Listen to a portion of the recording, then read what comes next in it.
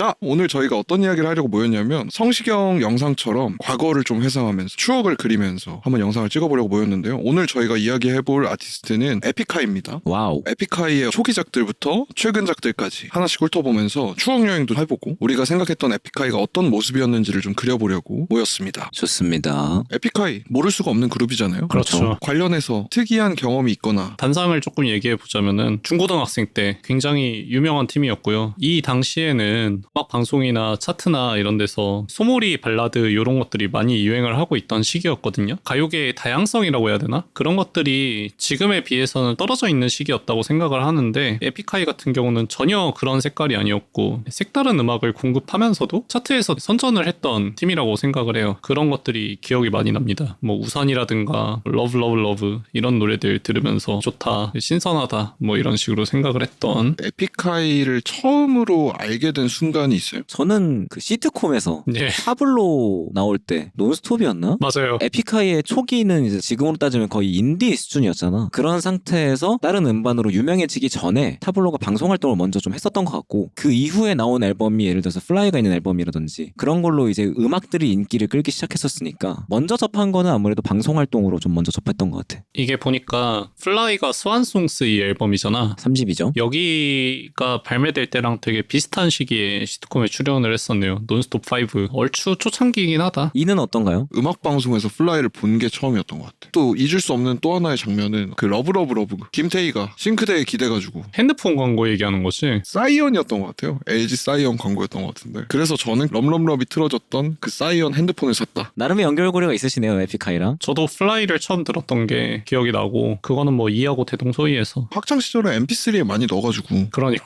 그 삼각형 mp3 들고 다니면서 들었던 기억이 납니다. 점점 탑골공원처럼 되는 것 같아서. 아니 그 나는 좀 그나마 그래도 최근작을 제일 많이 들었어요. 나도.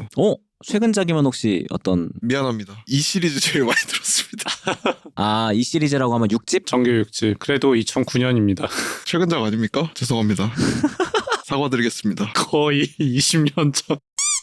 자, 그래서 에픽하이라는 그룹이 대중적으로 굉장히 인기가 많은데 데뷔 초의 앨범들은 사실은 조금 인지도가 떨어질 수 있어요. 한 1, 2집 정도 얘기할 수 있을 것 같은데 그러니까 뭐 저 같은 경우는 평화의 날 정도는 이제 이미 알고 있었고 1, 2집 중에 나머지 곡들은 들으면서 이 곡이 에픽하이 곡이구나 뭐 요 정도 들렸던 곡이 한두 곡 정도? 나머지 곡들은 다 거의 처음 듣는 곡이었던 것 같아. 맞아요. 나도 에픽하이 엄청 코어한 팬이 아니다 보니까 30부터 뭐 6집까지 정도는 너무 많이 들어서 알고 있었지만 그 이전작까지 그 당시에 파진 않았었거든. 일단은 1, 2집 들었을 때 감상은 뭐냐면 3집, 4집 와서 많이 발전했구나. 어떤 부분이 좀 그렇게 느꼈냐면 특히 1집 에서 목소리는 그대로인데 랩을 뱉는 그 플로우라고 해야 되나? 그런 것들이 이제 3집, 4집 에픽하이 때랑 많이 다르더라고. 이번에 들으면서 느낀 건데 그 당시 굿킵스럽지 않게 플로우를 뱉었었구나라고 생각이 들었어. 3, 4집이. 1, 2집을 들어보면 굿킵 플로우를 내뱉더라고. 삶으로부터 마음으로 이런 거 있잖아. 전형적인 예전 굿킵 플로우들이 그 에픽하이 1, 2집에서 많이 나오더라고. 근데 이제 3, 4집을 들으면서 그런 게 좀 없어지고 지금의 스타일이 좀 고착화되기 시작한 시점이라고 해야 되나? 과도기적인 시점이구나 1, 2집이. 그런 감상이 좀 있었습니다. 나는 오히려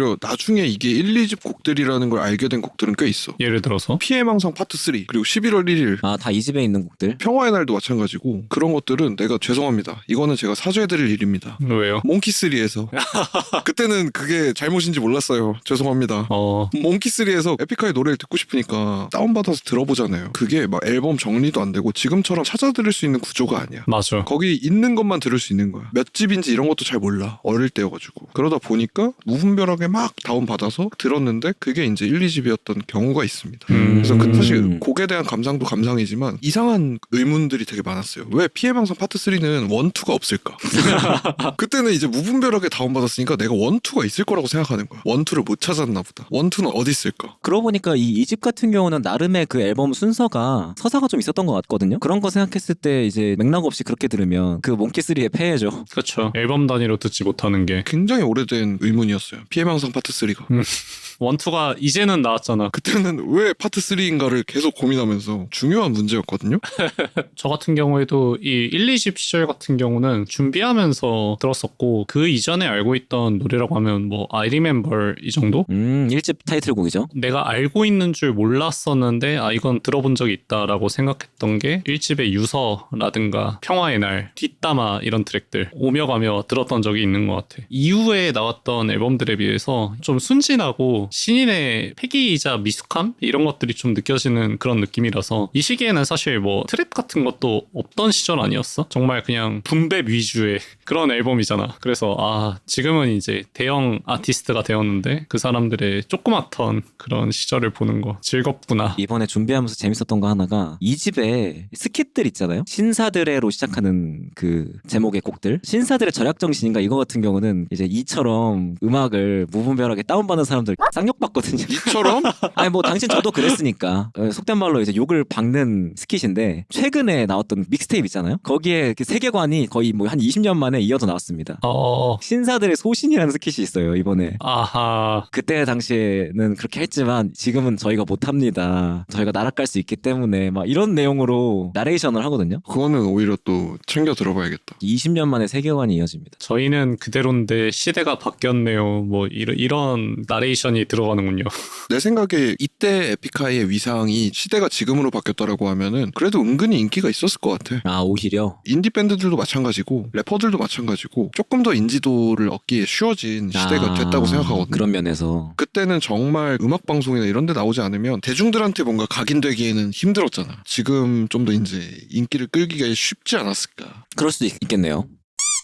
그렇게 하고 사실은 이제 3집 때 굉장히 잘 됐습니다. 엄청나게. 그 한 곡으로. 플라이죠. EPIK 이렇게 시작하는. 1집, 2집하고는 굉장히 다른 스타일의 귀엽고 말랑말랑한 노래가 나와버렸잖아요. 약간 이번에 평화의 날 들으면서 결이 비슷하다고 생각하긴 했어요. 아, 기미가 보였다? 평화의 날이 어느 정도는 조금 성공의 맛을 봤잖아요. 약간 요거의 상위 호환 버전을 내야겠다라고 해가지고 나온 게 이 플라이가 아닌가. 그럴 수도 있다고 생각하는 게 유튜브 영상 같은 데 보면은 그 투컷 형이 굉장히 현실적입니다. 그 비슷한 내용을 예능 프로그램 같은 데서 본 적이 있는 것 같은데 투컷이 반골 기질이 있어가지고 처음 앨범 낼 때는 무조건 센 힙합만 해야 된다. 힙합 전사 느낌으로 시작을 했는데 평화의 날이 약간 말랑하잖아요. 그 곡이 성공을 하니까 돈의 맛을 봐가지고 야 우리 무조건 이걸로 가자 이제. 라디오스타에서 나왔던 에피소드로 기억을 하는데 좋네요. 소스 찾을 때 쉽겠구만. 예. 같은 기억을 가지고 아마 얘기를 한 게 아닌가 싶네요 지금. 3집에서 또 좋아하는 곡들이 또 있으면 얘기를 한번 해봅시다. 저는 생각나는 게 그 레릿 레인이라고 있거든요. 아 그쵸. 그땐 또 이것도 약간 풀리지 않는 미스테리. 왜 갑자기 둘이 노래를 불렀지? 뭐 전후 사정을 모르잖아요. 왜 스테이 부르던 사람이랑 노래를 왜 냈지? 막 이런 거 있잖아. 그 전에도 사실 넬 굉장히 좋아했었거든. 둘이 친하다는 거 다음 카페나 막 이런 데서 찾아가시고 알고 있었던 것 같아. 이거 말고 또 하나 더 있었어. 에픽하이랑 넬이 같이 했던 게 미발매 곡이었는데 제목이 기억이 안 나네 갑자기. 이 다음 앨범에서 같이 한 곡도 있고 사실은. 그리고 최근에 또 펌프 믹스테이프에서 또 같이 한 게 있습니다. 끊어질 듯 안 끊어질 듯 계속 이어지고 있는. 그리고 파리스 얘기를 해야죠 사실 3집에서는. 그쵸. 뭔가 이 몽환적인 당시에 어떤 힙합 장르에서는 보지 못한 느낌. 캐치하잖아요 곡 자체가. 멜로디도 중독자인 3이 좋아할 것 같고 좋게 들었던 기억이 납니다. 이번에 다시 듣는데 추억 돋고 지금 들어도 이런 노래들은 독특한 것 같아. 전형적인 힙합의 문법에서 벗어나 있는 그런 노래들인데. 이쯤이면 아마 좀 말랑말랑하면서 좀 좋은 소울 컴퍼니? 아 다른 아티스트. 문득 생각이 나네요. 소울 컴퍼니는 그래도 그 당시 국힙 문법 안에 들어와 있는 비트였거든요. 그렇기는 하죠. 근데 에픽하이는 그때 당시에는 우리가 사실 힙합하면 에픽하이밖에 모르긴 했어. 국힙에 코어하게 빠져있는 사람들이 아니라면 나중에 힙합이 좀 점점 대중화되면서 정신 차려보니까 에픽하이만 되게 다른 음악하고 있네? 맞아. 그게 지금까지 이어져 오고 있는데 어찌됐든 간에 이 당시에는 에픽하이가 스탠다드였던 것 같아. 일반적인 힙합에 관심이 없다라고 하면은 특히나 나도 당시에 그랬었고. 그래서 반대로 나중에 나이가 먹고 힙합 좋아해? 뭐 좋아해? 했는데 에픽하이 좋아하면 되게 무시당하고 이랬어. 맞아. 그래서 이게 사실은 에픽하이의 약점 중에 하나이긴 해. 3집 같은 경우는 MIK랑 한 그녀는 몰라라고 있거든요. 이것도 많이 들었어요. 이상한 곡들만 많이 듣게 되는 기분이네 약간. 이게 그 몽키3의 폐해입니다. 유명한 곡들이 뭔지를 알 수가 없어 내가. 그냥 있는 걸 들어야 돼. 그렇지 그렇지. MIK 얘기도 나중에 좀 하고 싶네요. 계속 좀 나오죠 그 이름이. 넘어가 볼까요? 이제 리매핑 더 휴먼 소울이라고. 네. 저는 이 앨범만 가지고 최소 2시간은 떠들 수 있습니다. 여기에 드디어 피해망상 파트 1이 나옵니다. 그치. 드디어 나왔네. 여기서 이제 의문을 풀었죠. 아, 없었구나. 원래 없었구나. 저는 이 앨범 그 당시에 정말 달고 살았었던 것 같아요. 이 앨범이 나온 시점을 기준으로 앞뒤로 한 3년 잡았을 때 가장 많이 들은 앨범이 이 앨범일 거예요. 지금 돌이켜봤을 때 나는 꽤 음자랄이었다.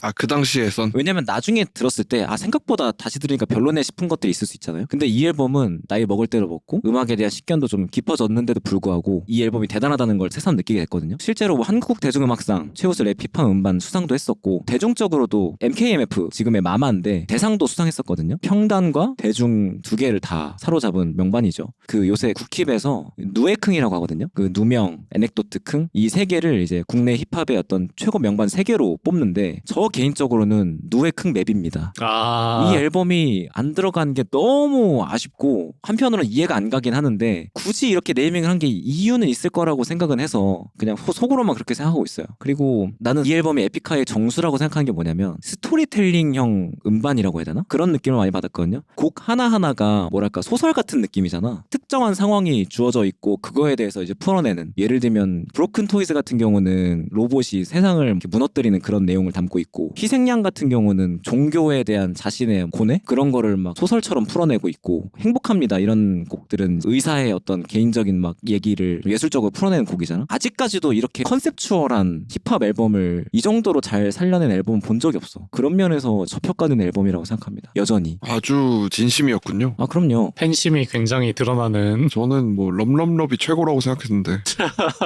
럼럼럽이 최고일 수 있죠. 음알못이라면 그럴 수 있다. 노래방 가서 맨날 부르고. 저는 팬이 최고라고 생각했기 때문에. 이 앨범에 대해서 이렇게들 깊이가 없으시다면 실망이네요. 그럼 1위 꼽은 4집 최고곡. 전 다 베스트죠. 행복합니다. 그 아시죠? 그 뒷부분에 좌우 패닝 왔다 갔다 하면서. 아시조가 너무 킹받네. 아니 모르면 안 되지. 이게 사춘기 최적화 곡이거든요. 아, 그치. 사춘기 음악 듣는 사람들이 이런 장치들을 깨닫게 됐을 때 쾌감이 장난 아니라. 아, 어마어마하지. 모르시는 분들을 위해서 얘기를 하자면 미스라랑 타블로가 각자 다른 얘기를 하거든요. 나레이션을. 그거를 단어와 단어를 이었을 때 하나의 문장이 완성이 됩니다. 그게 되게 소름 끼쳐요. 맞아요. 그리고 백야 같은 곡들은 타블로와 래핑 완전 미쳐버렸고 희생양 같은 곡은 스위스로가 피처링을 했었거든요. 근데 스위스로도 되게 독실한 크리스찬인 걸로 알고 있어요. 가사들이 종교적인 고뇌, 성서를 찍고 있어요 막 이런 가사가 있었던 걸로 기억하고 타블로 자체도 독실한 크리스찬인 걸로 내가 알고 있고 조금 더 진정성이 좀 느껴지지 않았나. 그 브로큰 토이스 같은 경우도 로봇들이 이제 인간을 깨부수게 되는 걸 로봇의 시선에서 얘기를 하는. 처음에는 자기를 만들어준 인간들이 자기를 예뻐해주니까 기분이 좋아. 시간이 가면서 무시하네 더 좋은 로봇을 만들어내가지고 열받아가지고 쿠데타를 일으키는 그런 소설스러운 내용을 랩으로 풀어내거든요. 와 이거를 지금 모르는 사람한테 얘기하니까 약간 열받네요. 사실 에픽하이 때가 한창 그 샘플링 권리에 대한 게 저작권 관련 이슈가 생기던 그 시기였거든요. 초기 곡들은 아직도 샘플 클리어가 제대로 안 된 것 같아요. 제가 하나하나 다 찾아봤거든요. 신발장 앨범에 있는 막을 올리며라는 곡은 샘플 클리어가 됐더라고요. 그 외국 가수의 크레딧이 있더라고요. 근데 이 브로큰 토이즈 같은 경우도 샘플링을 한 곡이에요. 알아보니까 무슨 존 카메론의 하프 4 같은 데이드림스 1974년에 나온 이 곡을 샘플링을 했더라고요. 이거는 작곡 크레딧이 안 올라가 있더라고. 얘기하고 싶은 건 뭐냐면 에픽하이는 진짜 샘플링을 잘 쓰는 아티스트다. 이 두 개밖에 얘기를 안 했는데 다른 곡들 샘플링이 진짜 좋거든요. 지금은 덜 하긴 한데 옛날만 해도 샘플링 이꼴 힙합이잖아요. 힙합의 미덕이 샘플링에서 왔잖아요. 카니에 웨스트 같은 아티스트들도 그렇고 투컷이 특히나 그 샘플링을 정말 맛깔지게 잘했던 것 같아요. 또 아쉬운 거 있으십니까? 계속 할게요 그러면은. 네, 또 재밌는 게 후배 가수들이 이 앨범에서 샘플링한 곡들이 좀 있습니다. 팬 있잖아요. 팬? 이 창모의 비비안느라는 곡이 팬을 샘플링을 했거든요. 근데 이건 완전 드릴이에요. 비비안느 같은 경우는 샘플링을 되게 적절하게 했어요. 그리고 가장 최근에 나온 그 CK K-플립 앨범에도 그 러브3라는 곡이 있거든요. 그게 이제 러브를 샘플링한 곡입니다. 그 곡도 지금 엄청 리스너들한테 반응 좋아요. 후배들이 샘플링을 하기도 한다 이 앨범에서. 저도 근데 이 앨범에 다른 곡들도 많이 들었던 것 같아요. 선곡표 이런 것도 좀 들었고요. 그렇죠. 3은 어떻습니까? 저 같은 경우에는 팬이랑 러브러브를 압도적인 횟수로 더 많이 들었거든요. 원래 힙합 팬이 아니었기 때문에 이 앨범 전체를 돌릴 생각을 전혀 하지 못했었고, 기본적으로 이 팬이랑 럼럼럽이 앨범 안에서 음악적인 색깔로 봤을 때 이 두 개만 툭 튀어나와 있다는 느낌이 들었거든. 대중 클릭이 되어 있는 그런 노래라고 생각을 했고, 나머지들 노래들은 전형적인 힙합 트랙들이잖아. 나는 에픽하이의 장점은 대중 클릭을 한 이런 노래들에 있지 않나. 힙합적인 트랙들의 완성도가 떨어진다 이런 얘기가 아니라 대중적인 곡들이 독특하게 대중적이라서 듣는 재미가 있었던 것 같아. 다른 아티스트들의 커리어에선 찾아볼 수가 없는 그런 색깔이다 보니까. 넘어가 보시죠. 5집으로. 5집이 이제 피스스 파트 1. 에픽하이가 아까 내가 얘기했던 게 국힙이랑 많이 떨어져 있는 색깔의 비트라고 해야 되나? 그런 얘기를 했었는데 그나마 좀 붙어있는 게 이 앨범이다. 남부 힙합이라고 해야 되나? 이 당시에 2000년대 후반에 유행했던 플로라이더나 T.I. 느낌의 전형적인 에이타운 힙합의 때깔이 좀 많이 섞여있는 그런 곡들이 이 앨범에 많이 들어가 있습니다. 그래서 그런지 4집보다도 더 대중적으로 다가가려고 했던 것 같아요. 당연히 뭐 우산 같은 그런 곡들 지금도 뭐 유명하지만 이 당시에 타이틀이었던 원 같은 곡들 어두운 느낌이긴 한데 그래도 되게 남부 힙합스럽잖아요. 그 곡뿐만 아니라 다른 곡들도 더리 사우스 느낌? 그런 곡들이 좀 많았다. 제 기준에서는 이 앨범 자체는 그렇게 혼은 아닙니다. 그냥 그래요? 너무 대중픽에 다가가려고 했던 앨범이었던 것 같아서. 하지만 우산 못 참잖아요. 못 참죠. 저는 여기 앨범에서 좀 좋아하는 건 8by8 요거를 가끔 들어요. 이 당시에 약간 유행했던 것 같거든요. 단체곡이라고 하죠. 아, 그치. 그리고 이 곡부터가 아마 시작이지 않았을까. 뒤로 나오는 단체 디스곡스러운 보네이터라든지 노땡큐라든지 그런 곡들이 이제 커리어에 쭉 나오는데 단체곡의 시작이 아마 이 앨범의 8by8인 걸로 내 기억을 합니다. 저는 원 같은 경우가 사실은 에픽하이 그 대중적인 타이틀곡 상위권에 있는 노래 중에 하나라 가지고 준비하면서 다시 들었는데 너무 좋더라고요. 이 느낌이. 우산 같은 경우는 지금까지도 계속 들려지고 있는 그런 노래잖아요. 비 올 때마다 뭐 차트 순위가 상승한다. 비 오면은 타블로가 통장에 비가 내려요. 뭐 이러면서 행복합니다. 뭐 이런 식으로 얘기를 했던 적도 있었고. 1은 대중적인 접근이 별로라고 했지만 난 너무 좋았어. 서로 파트 바꿔서 부른 게 유명하잖아요. 누가 노래를 불렀더라 거기서? 타블로가 노래를 부른 게 먼저였을 거예요. 유나 파트에서 괴성을 지르면서 노래를 불렀거든요. 모르는 아 몰라요? 콘서트였나? 에서 타블로가 라이브 하다가 유나 파트가 나왔는데 유나가 이제 그날 안 온 거죠. 아하. 유나 파트를 자기가 막 야! 이러면서 그래가지고 유나가 자기 콘서트 때 우산을 불러서 랩을 했습니다. 아, 그게 되게 이어지네? 다음이 러브스크림. 저는 사실 이 앨범 듣고 굉장히 편안했습니다. 아, 다시 돌아왔구나. 5집에서 대중픽을 하려던 거를 그만하고 아, 그렇습니까? 차분한 느낌의. 특유의 맛으로 근데 이 앨범은 약간 무채색 느낌이 좀 났던 것 같아. 1분 1초도 그렇고. 폴린 내가 되게 좋아하거든. 파스텔 톤에서 채색이 얕은 그런 느낌의 우울한 장소의 곡들이 좀 많지 않았나. 제일 유명한 1분 1초 같은 경우도 소리적으로 이렇게 힘을 빼고 가사나 이런 것들 다른 노래보다도 더 일상적인 그런 느낌이 나면서 그렇게 가는 노래였던 것 같고 앨범 전체적으로도 그런 색깔이었다. 난 이 1분 1초의 가사 되게 좋아했었거든. 정확히는 이 타블로 랩 부분. 앞부분. 그날 넌 머리가 맘에 안 들고 눈이 부었다고 다시 잠들고 난 외투를 벗으며 말없이 삐지고 전화기를 들어 밥을 시키고 뭐 이 부분 있잖아. 여기가 너무 좋아. 일상적인 모습을 나타낸 구간이. 저 때는 저게 되게 레어한 느낌의 가사였을걸? 그렇죠. 특히나 힙합 쪽에서는 그래서 그게 좀 더 신선하게 다가오지 않았을까. 맞습니다. 오히려 그렇게 생각하면은 저 때 러브스크림에서의 그런 곡 느낌을 요즘에 많이 듣는 것 같아. 요즘 힙합 곡들에서 또 많이 듣게 되는 것 같은. 사실은 타블로가 10몇 년 전부터 하던 거다. 그 다음 앨범이 이제 혼, 맵더 소울. 여기에 이제 또 파트 2가 있습니다. 8by8. 아니요. 피해망상 파트 2요. 아, 피해망상. 네. 이때가 맵더 소울이니까 되게 날 것의 분위기가 많이 느껴져요, 확실히. 이즈음에는 그 홈페이지에서 따로 앨범 팔고 이랬던 것 같은데 되게 인디스럽게 활동을 했던 기억이 나거든요. 내가 그 맵더 소울 홈페이지에 들어가서 앨범을 어떻게 살 수 있나를 막 알아봤던 기억이 있거든요. 하지만 성공은 하지 못했습니다. 다 품절이었나요? 그땐 인터넷 결제가 되게 어려웠어요. 아하. 음악들이 독립음악의 냄새가 확실히 나긴 했어. 스킷 같은 것도 대충 만든 느낌이 있고 그게 또 독립음악의 묘미 아니겠습니까? 맞아. 특히나 이 앨범에서는 그 MIK랑 작업한 것들이 거의 대부분이네 지금 다시 보니까. 계속 MIK가 나오지. MIK가 또 재밌는 게 누구 아들인지 아세요? 아니 모릅니다. 그 김영세라고 해가지고 삼각형 아이리버 MP3를 디자인한 디자이너입니다. 아. 그분이 한때 TV에 엄청 많이 나오던 때가 있었거든요. 신기하다. 그분의 아들이라는 걸 제가 어디서 봤었어요. 사실 MIK 같은 경우는 이 앨범에서는 엄청 힙합스럽게 작업을 같이 했지만 그 솔튼페이퍼라는 이름으로 아, 그렇죠. 약간 어쿠스틱한 음악을 꽤 오랫동안 해왔죠. 솔튼페이퍼가 MIK야? 맞습니다. 전혀 몰랐네. TMI 두 개가. 근데 난 솔튼페이퍼의 음악을 라이브로 본 적이 있거든. 노리플라이 공연에 게스트로 나왔었는데 기타 한 대로 완전 끝장내더라. 음색이 너무 좋아가지고 건순간 보러 가서 솔튼페이퍼 들으면서 약간 소름 끼쳤던 기억이. 랩도 잘하는데 어쿠스틱도 잘해? 대단하시네. 대단한 분입니다. 이 앨범 타이틀곡이 맵 더 소울인데 즐겁게 들었었고, 이거는 사실 근데 내가 아까 좋다고 했던 대중적인 느낌은 전혀 아니고 오히려 전형적인 힙합에 가까운 곡으로 기억을 하거든. 근데도 즐겁게 들었던 것 같아. 전형적인 힙합이지만 이 앨범에 와가지고 맵 더 소울을 들어보면 그 전에 힙합 곡들보다 세련된 느낌이 좀 든다고 해야 되나? 이게 영어 가사가 많이 들어가서 그런지 모르겠지만은 그런 인상을 좀 받았었고, 다른 트랙들도 사실 뭐 재밌는 거 많았던 것 같아. 사이퍼 같은 경우는 비트박스에다가 랩을 해버리더라고. 넘어가기 전에 또 아주 기념비적인 노래가 하나 있죠. 무한도전에 나와서 정영돈하고 같이 만들었던, 본방에서는 실리지 못했던 전자깡패라는 노래, 애니뇨 라니뇨 WTO 예라는 전설적인 라인을 남겼던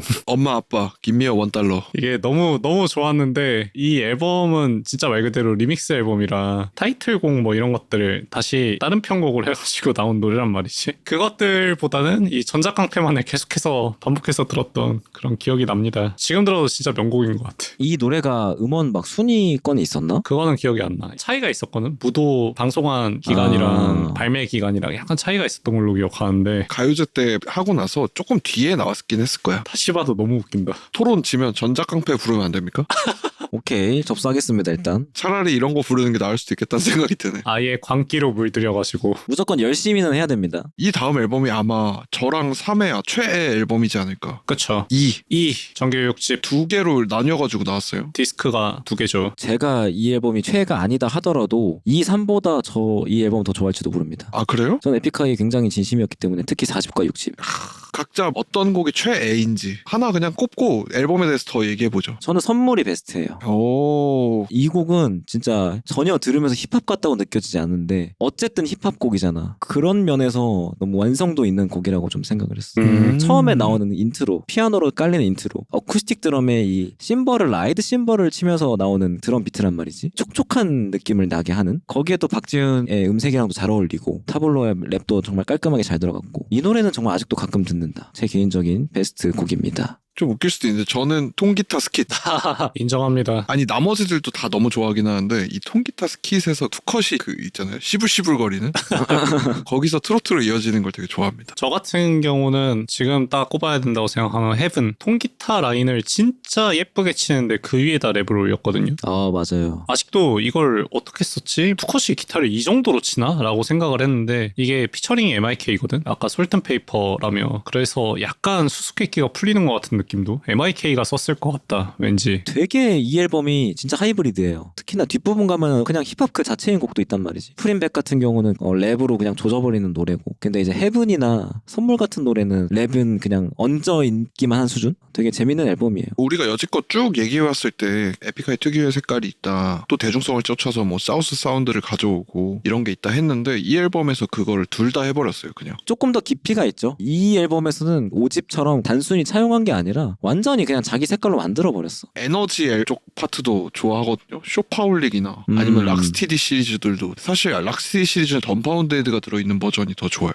영어 버전 말하는 거지. 난 하이테크놀로지도 좋더라고. 좋지. 제일 전자음스러운 곡이니까. 그래서 이때 일렉트로니카 음악에 대해서 처음으로 관심을 가졌어. 아. 그럴 법해. 맞아. 왜냐면 그 전까지 내가 아는 일렉트로니카 음악이라는 게 진짜 없었어요. 좀 우스운 얘기일 수 있는데 최대한의 일렉트로니카는 하우스 룰즈의 두잇 정도밖에 없었어. 꽤 일렉트로닉의 진심인 앨범이라고 생각합니다. 아 마돈나도 좋았어. 마돈나 좋지. 진짜 난 마돈나인 줄 알았어 처음에. 저 스탠스 댄스 이 부분 아, 목소리도 되게 마돈나 같아가지고. 저는 해피 벌스데이 투미. 그래 그 곡도 진짜 좋아요. 하동균이 너무 슬프게 불러. 하나도 생일 같지가 않아.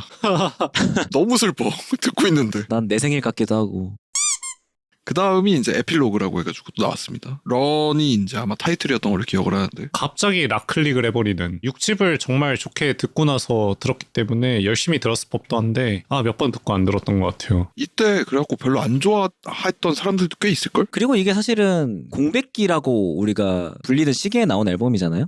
그렇군요. 아무래도 이때 학력 이슈 이런 것도 있고 이래가지고 프로모션을 제대로 한 앨범은 아닐 겁니다. 그때 이제 타블로 개인 앨범이 하나 나왔죠. 그쵸. 얘기를 안 할 수가 없지. 진짜 명반인 것 같아. 기분 안 좋은 날에 들으면은 끝장나더라고. 10곳이 오히려 국힙 씬에서 4집 리매핑 더 휴먼 소울보다도 평이 좋더라고. 물론 되게 좋은 앨범이긴 하지만 난 약간 좀 킹받긴 한데 다행인 건 있어. 그나마 이 앨범이라도 사람들이 알아줘서 다행이다.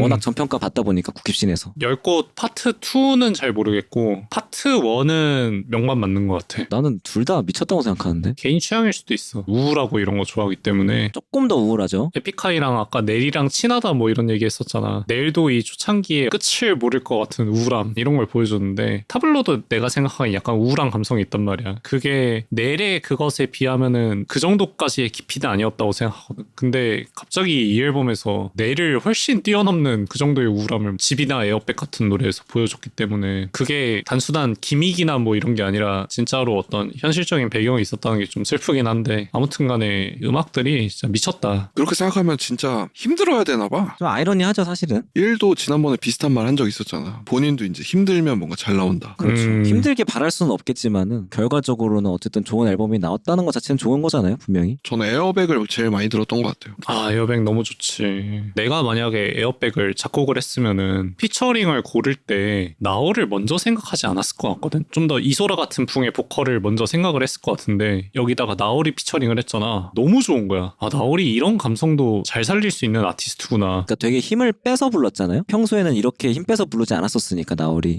근데 또 브라운 아이드 소울 이런 앨범들 들어보면 수록곡에서는 그런 모습들이 꽤 보이거든요. 뭐 Life and Love Are the Same도 그쵸. 나얼은 조금 약하게 불렀잖아요. 내가 얘기하는 거는 이제 그 처음에 I need an airbag 뭐 이러면서 시작을 하잖아. 그 라인이 나오는 순간 약간 딴 세계로 넘어가는 듯한 그런 기분이 들거든. 나는 들을 때마다. 나얼의 보컬을 들으면서 다른 곡들에서 그런 느낌을 받았던 적이 없어가지고 의외의 픽인데 너무 잘 고른 것 같아. 편집하셔도 되는데 저 한 가지만 얘기하자면 이 앨범의 출처 있잖아요. 이 출처 같은 경우는 우리나라에는 타블로밖에 이런 가사를 못 쓴다 그렇게 생각합니다. 내가 좀 나쁜 생각을 하게 되는 게 리스너의 수준이 낮아서 그런가 앨범들이 저평가되는 게 다 살리고 밑에 깜빡깜빡 넣어주세요. 1 개인의 아니, 의견입니다. 되게 높은 수준의 사회 비판적 가사를 썼는데 이 이후에 힙합들이 사실은 내가 내다 자기 자랑하고 돈 자랑하고 이런 것들이 이제 주류가 됐잖아요. 그러다 보니까 좀 주류에서 벗어나가지고 이 좋은 평을 못 받는 건가 싶긴 한데 개인적으로 출처 가사 미쳤다고 생각했습니다. 그래서 아쉬워요. 근데 뭐 예를 들면 미국에서도 컨셔스 랩보다는 신나는 노래들이 대중적으로는 인기가 많거든요. 그렇죠. 맞습니다. 그런 느낌이라고 생각해야 될 것 같아요. 주류가 아닌 거죠. 컨셔스를 좋아하는 사람들의 비중이 어쩔 수 없이 적으니까. 에필로그 앨범 다음부터 YG에 소속이 돼서 앨범을 냈습니다. 그래서 나온 게 이제 99. 저는 개인적으로는 이 앨범에서는 거의 건질 곡이 없다고 생각합니다. 저는 업이랑 춥다. 업은 신나고 춥다도 띵곡이고 이때도 아마 그래서 욕을 진짜 엄청 먹었을걸? 맞아. 직전에가 또 이제 독립으로 해가지고 딥하게 막 한다 하다가 이제 YG 들어갔는데 갑자기 박봄이랑 업 부르고 있으니까 이게 재밌는 게 그 앨범에서 테디 느낌 나. 전형적인 YG의 느낌이 나거든요. 정작 테디 없는데 그치. 네, 그렇다고 뭐 에픽하이 멤버들이 작곡 작사에 참여 안 하지는 또 않았는데 희한하게 YG 느낌이 강하게 나는. 팬들은 아마 이 앨범을 그렇게 썩 좋아하지 않는 걸로 알고 있어요. 결이 다르다 보니까. 여기도 킬리스 러브가 있어요. 그러네요. 그 다음 앨범이 이제 신발장. 저 해픈 엔딩 굉장히 좋아하거든요. 99 앨범에서 살짝 외도를 했다가 다시 조금 본 모습으로 돌아온 것 같은. 보네이터 같은 것도 유명하죠. 근데 사실은 본 모습은 아니에요. 제가 생각하기에. 근본주의자다. 저는 에픽하이의 근본이 4집이나 6집이라고 생각하거든요. 4집이랑 6집이랑 비교했을 때 결은 많이 다른데 왜 지금 와선 이게 또 근본이라고 할 수 있냐면 이 뒤로 나오는 에픽하이 음반들이 싹 없다 이 앨범 같아. 맞아, 인정. 트랙의 결들이 되게 약점이라고 생각하긴 하는데 어쨌든 이 앨범은 처음 나왔을 땐 되게 좋았어요. 그래서 왜냐면은 그 이전 앨범이 너무 안 좋았고 이 당시에는 이게 되게 새로운 느낌이었으니까. 맞아. 예를 들면 막을 올리며도 그렇고 해프엔딩도 그렇고 그 와중에 보네이터 같은 트랙들도 있었고 신발장 같은 노래도 좋았고 그러다 보니까 처음 나왔을 땐 되게 좋게 들었던 기억이 있습니다. 재밌었던 게 이 앨범을 풀로 들으려고 노력을 한 적이 없었거든. 나중에 준비하면서 보니까 이미 알고 있던 노래들이 다 박혀있네? 약간 이런 느낌? 개별 곡들을 듣다 보니까 앨범이 완성이 됐다. 아니 저는 눈, 코, 입에 타블로 파트도 좋아하거든요. 이게 원래는 타블로 파트를 가지고 나왔나? 태양만 먼저 나왔나? 영문 버전으로 해가지고 타블로가 랩을 한 영상이 있단 말이에요. 그게 진짜 저는 좋았어요. 이 앨범을 듣기 전까지는 에픽하이에 대한 관심이 좀 떨어져 있는 상태였거든. 그러다가 이걸 들었을 때 굉장히 좀 신선하게 들었던 기억이 나고 보네이터 같은 경우에는 기념비적인 게 그 세로 뮤직비디오. 아 그렇죠. 세로 구성의 뮤직비디오를 시도했던 뭐 최초까지는 아니더라도 그 당시에는 굉장히 신선했던 기억이 납니다. 시대를 빨리 탔다고 생각합니다. 거의 최초였던 것 같아. 그걸로도 이슈가 됐던 기억이 나요. 맞아. 보네이터 지금 들어도 너무 명곡이야. 비트가 너무 좋지 않나요? 그리고 지금 들어도 이게 휴지통에 처박혀 있었다며, 이 비트가. 아 말도 안 됩니다. 그 투커 형님이 굉장히 화를 내잖아요. 그 영상에서 네가 버리라며 막 이러면서 이걸 왜 버려? 말도 안 돼. 말도 안 되죠. 타블로가 그전에도 디스랩 같은 거를 했었잖아. 근데 그때는 뭔가 날선 느낌이 충분히 날카롭지 않다고 생각했거든. 진짜 막 도끼가 가득한 이런 느낌이 나는 거를 기대하는데 나는 그렇진 않다고 생각했단 말이야. 근데 이 보네이터에서는 사람이 힘든 시간을 겪은 다음이라서 그런가 이제 진짜 약간 건드리면 안 될 것 같은 그런 느낌으로 랩을 하더라고. 그거를 느낀 게 이때가 최초였어서 이게 개인적인 어떤 사건들이 사람의 음악 세계에도 영향을 미치는 것 같다. 버벌진트 파트도 들으면서 진태형 아직 살아있는 건가? 진태형 아직 죽지 않은 거야? 뭐 약간 이런 기분이 살짝 들었던. 그전에 죽어 있었나요? 아니 근데 이때까지만 해도 벌버진트 나쁘지 않았어. 근데 이제 누명 때만큼의 폼이 좀처럼 올라오지 않았단 말이죠. 그건 그렇죠. 그러니까 아직까진 죽은 자식 만지고 있었어요. 하나 더 해줘 이런 느낌으로. 근데 저는 버벌진트 잘 모르지만 저 벌스를 제일 싫어합니다. 보네이터 안에서. no. 음알못이란 얘기죠.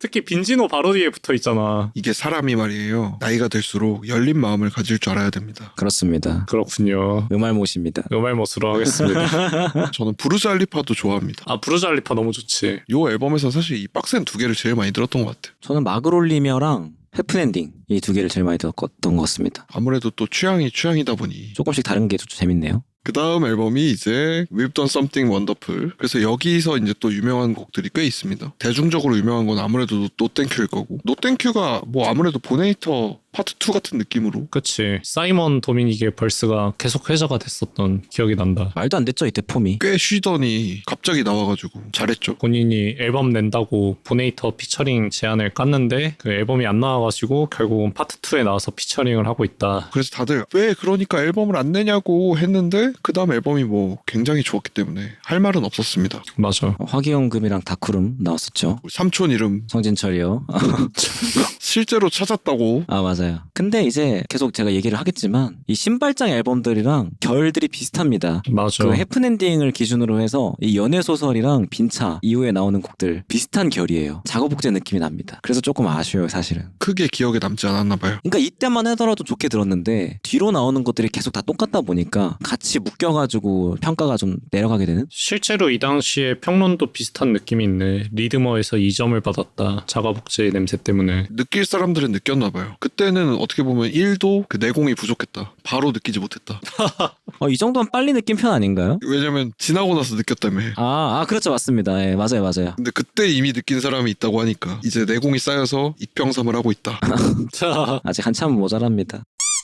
다음이 이제 뭐 슬리플레이스 인 언더바 앨범 제목이 이렇거든요. 여기부터 이제 잘 모릅니다. 그러니까 모른다고 해야 될지 다 똑같아서 비슷하다고 해야 될지 모르겠어. 술이 달다가 내가 알기로는 타이틀인 걸로 아는데 결국 그냥 해프엔딩 파트 4거든요.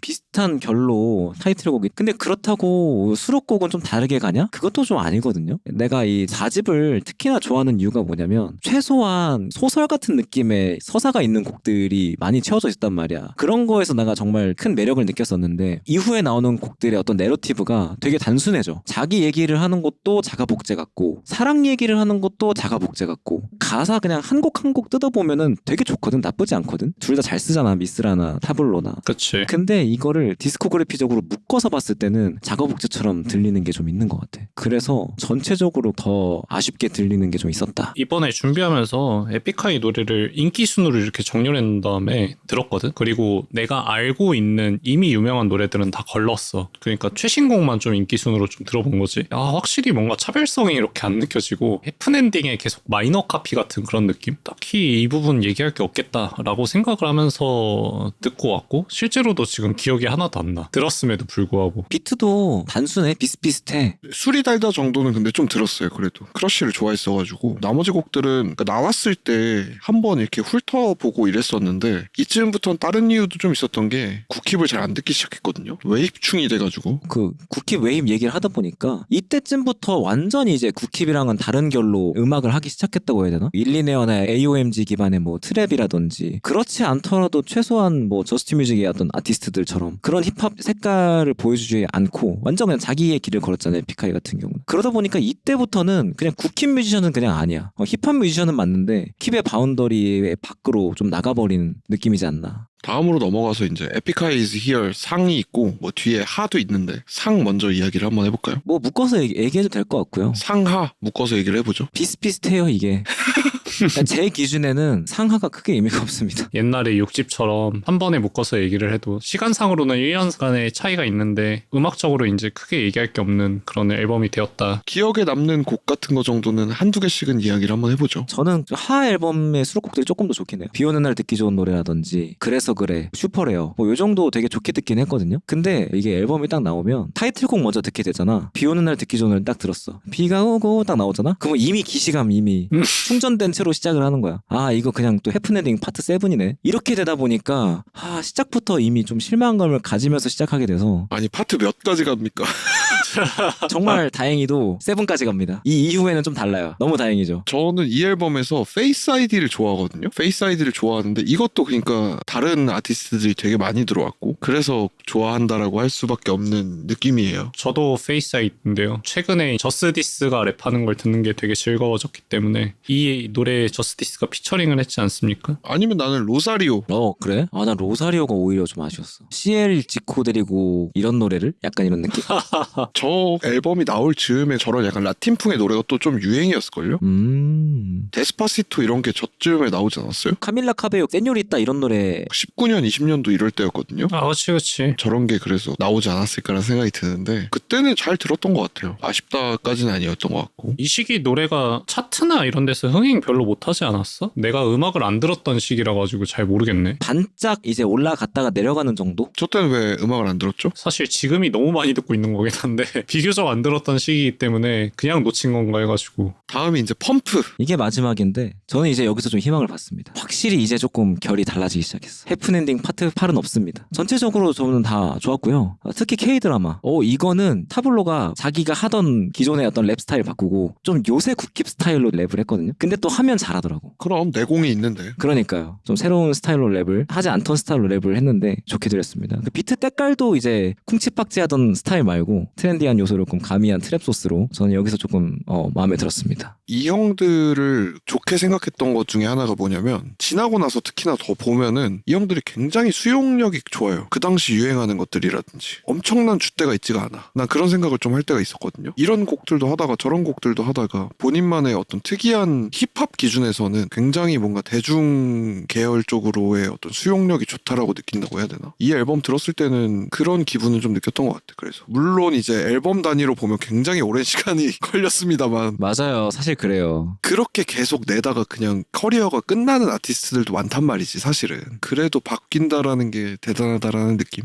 변신을 시도했잖아요. 여기서 조금 모던한 스타일로. 이게 사실 나이 먹은 사람들한테 되게 쉽지 않다고 생각을 하는데 오랫동안 활동했음에도 불구하고 계속 이런 새로운 시도를 하는 게 보기가 좋다. 그리고 나도 이제는 요즘 이 힙합 문법에 좀 익숙해졌기 때문에 옛날에 비해서는 동시대적인 느낌이 나는 힙합을 들었을 때 좋게 들을 수 있는 것 같아. 그래서 K-드라마라든가 타이틀곡인 이 안티히어로 이런 노래들에서도 에픽하이가 요즘 맛을 내기 위해서 열심히 노력을 하는구나 이런 게 느껴져가지고 좋게 들었습니다. 형님들 또 노력하시잖아. 한 잔해. 개인적인 소망이 있다면은 정통 힙합적인 그런 느낌도 좋지만 그 에픽하이 특유의 대중적인 맛이 다른 방식으로 진화하는 걸 보고 싶다는 생각도 하기는 해. 그런 진화가 해프엔딩에서 끝난 것 같기 때문에. 약간 마지막 실마리라고 느껴졌던 게 이 앨범이 아닌가. 에픽하이 이제 하 앨범까지는 계속 실망하다가 펌프가 나오니까 다시 한번 그 기대를 걸어보게 되는. 앨범을 전체적으로 한번 쭉 얘기해보면서 진짜 겉핥기 같은 느낌으로 좋아하는 곡들만 쭉쭉 얘기를 해봤는데도 굉장히 많은 시간이 지났습니다. 그 에픽하이가 어느샌가부터 힙합씬에서 되게 멀어졌다고 아까 얘기를 했잖아요. 되게 아쉬웠어요. 왜냐면 비슷하게 커리어를 시작한 다이나믹 듀오 같은 경우는 여전히 힙합씬의 중심에 있거든요. 앨범 내는 것들 보면 되게 트렌디한 곡들도 많고 여전히 음원 차트에서 꽤 올라가는 곡들도 많고 힙합 플레이어 페스티벌 그 힙합 페스티벌에도 되게 많이 나오고 있고 근데 에픽하이 같은 경우는 지금 거의 따로 씬에선 되게 많이 멀어져 있단 말이죠. 그런 부분에서 본인들이 그걸 선택한 거라서 더 아쉽다고 느꼈는데 얼마 전에 그런 인터뷰를 봤어요. 저같이 똑같이 생각하는 사람이 그거에 대해서 이제 질문을 하니까 그 에픽하이 3명이 뭐라 그랬냐면 애 키워보라고 육아해보라고 힙합이 뭐 전쟁이고 뭐 그런 거 다 필요 없다고 그냥 자기의 어떤 삶과 딸이 더 중요하다 이런 식으로 얘기를 했었거든요. 그런 거 보면 또 나 혼자 엄근진으로 생각하지 않았나. 당연히 뮤지션이고 음악이고 중요하지만 결국 내 인생이 더 중요한 거 아니겠습니까? 그렇지. 각자의 입장에서는 그들은 음악보다 자기의 삶을 택한 것뿐이다. 내가 혼자 엄근진으로 그렇게 아쉬워할 필요가 없겠구나. 그런 생각이 좀 들었습니다. 허무한 결말이죠. 그게 완벽한 답변은 아니라고 생각하는 게 에픽하이 같은 경우는 전성기 때도 약간 국힙이라는 카테고리로 묶기에는 조금 다른 팀이었다고 나는 생각을 하거든. 힙합이라는 말로만 이 팀을 설명할 수가 있나? 특히 내가 제일 좋아하는 60 같은 경우는 더 이상 힙합이 아니라 가요적인 그런 시도들을 되게 많이 했고 그냥 일반적인 팝음악적인 시도도 되게 많이 했고 그리고 난 그게 되게 좋았단 말이야. 그래서 굳이 힙합팀이라고 이렇게 생각을 안 하고 듣는 것 같아. 물론 이제 명실상부한 힙합팀이 맞기는 한데 팀의 강점은 정통 힙합이 아니라 작곡가스러운 그런 면모를 발휘할 때 드러나지 않나? 장점들이. 단순히 육아로만 퉁치기에는 조금 그런 것 같고. 정확하게 얘기하면 이런 것 같아. 에픽하이가 전성기였던 시점이 힙합씬이 그렇게 크게 올라오지 않았던 시점이잖아. 그래서 힙합이 많이 올라왔을 때 같이 좀 편승했으면 어땠을까? 그런 아쉬움. 음악은 자기의 음악을 하더라도 같이 좀 이렇게 올라가면 좋잖아. 뭐 쇼미 커지고 이렇게 하고 할 때 메인스트림에 적당히 발도 담그면서 앨범도 약간 대중 친화적으로 내고 했으면 좋았을 텐데 물 들어올 때 같이 안 저은 게 좀 아쉽다. 맞아. 그거는 맞아. 근황도 얘기를 안 할 수가 없죠. 그렇죠. 촬영 전에도 잠깐 얘기했는데 유튜브 채널을 하는 게 엄청 잘 되더라고요. 구독자가 거의 100만 명 가까이 되는 상태고요. 요즘에 보면은 정말 다 유튜브를 해. 우리도 하고 있지만 맞아. 근데 재밌어. 셋이서 만담하는 게 너무 웃기더라고. 오랫동안 같이 불화 없이 같이 하고 있는 거잖아요. 불화가 없는 거는 그냥 맨날 싸워서 그런 것 같아. 맞아. 영상 보면은 절반 이상 싸우고 있어. 다 풀어서 바로바로 싸우면서 뒤끝 없이 사이좋게 지내고 있는 모습이 재밌습니다. 유튜브 보다 보면. 나는 사실 몰랐는데 한번 보려고 재밌어 보이는 썸네일들이 많더라고. 개설을 하신 지가 얼마 안 됐다라고 내가 알고 있거든요. 본격적으로 컨텐츠를 올리고 한 건 얼마 안 됐어. 그렇게 생각하면은 인기가 있다. 대중성이 있다. 콘서트도 꾸준히 하시고 콘서트도 예전에는 되게 작은 소극장에서 했었거든. 점점 이게 입소문 타고 규모가 커져서 얼마 전에는 핸드볼에서 했더라고. 그러네. 점점 이 콘서트 규모가 커지고 있어. 또 유서 깊은 그 문화가 있잖아요. 포스터. 아, 그렇죠. 그게 뭐예요? 가족 사진처럼 이렇게 매년 포스터를 컨셉추얼하게 찍는데 그거 보는 좀 재미가 있습니다. 혹시 모르시는 분들 있었다면 찾아보시는 것도 재밌지 않을까. 콘서트 브랜딩을 할 정성으로 음악을 좀 정성을 쏟았으면 편집하세요 이거. 이거 살리고 깜빡깜빡 넣어주세요. 네.